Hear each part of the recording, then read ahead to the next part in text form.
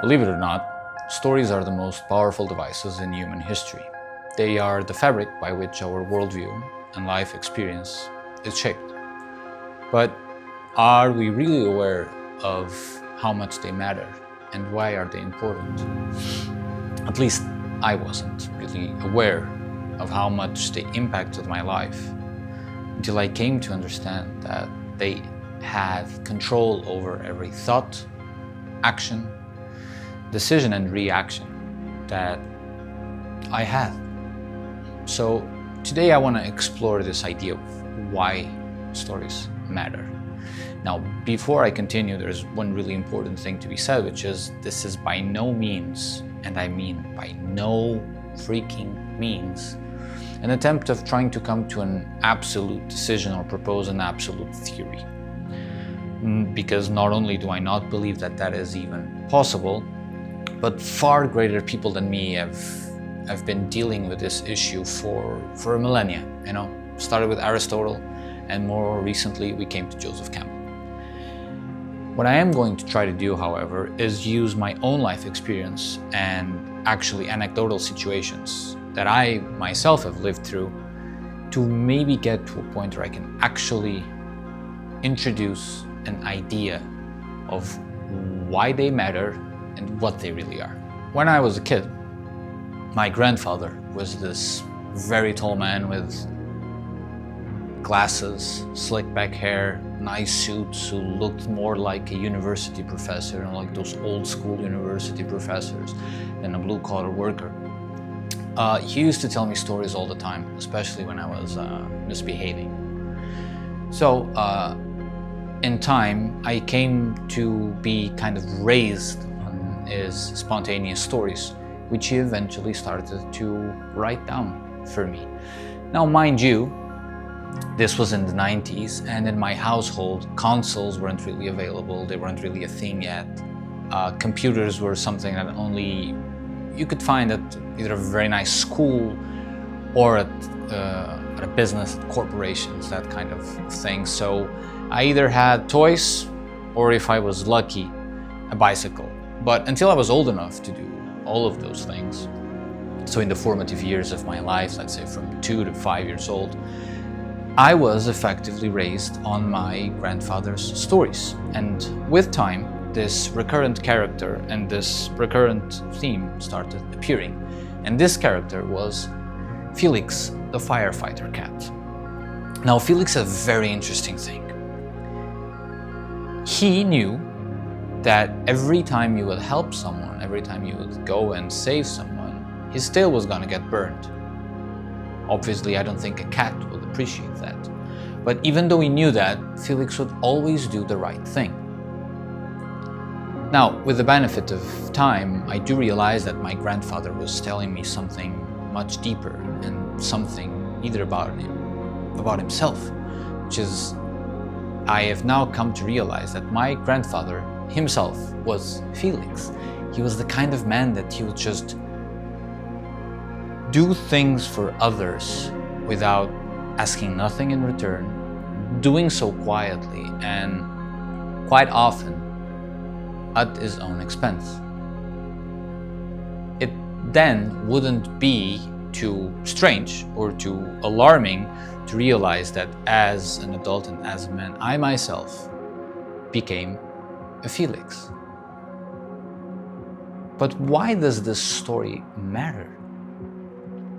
Well, obviously, if you take into consideration that stories as a technological device, as a psychological phenomena and enterprise, that they have the power to shape us from subconscious into the conscious, then it makes quite clear that its power is unparalleled. Stories matter because through their themes, their characters, their morals and their messages, they encode a set of values and ideals into us, but they also pass down information. In a way and effectively, they encode into us something primal and something deeply human. Now, Stories have been adapted by multiple mediums. We started using cave paintings to bring their medium forth. Stories by the fire, which then eventually became books. Books became paintings, paintings became photography, photography became cinema. Cinema became video, video became video games, social media, TikTok, YouTube, you name it. These are effectively different formats, different mediums or different bodies of the same thing, the act of storytelling. In one of my all-time favorite books by John York, Into the Woods, he says something that has stayed with me for years now, ever since I read the book. And it's interesting that this is also in the section titled, Why Do We Tell Stories? And John York writes, the idea that we're here and then we die, that all circumstances are random and all achievements are finally futile, is too overwhelming to contemplate.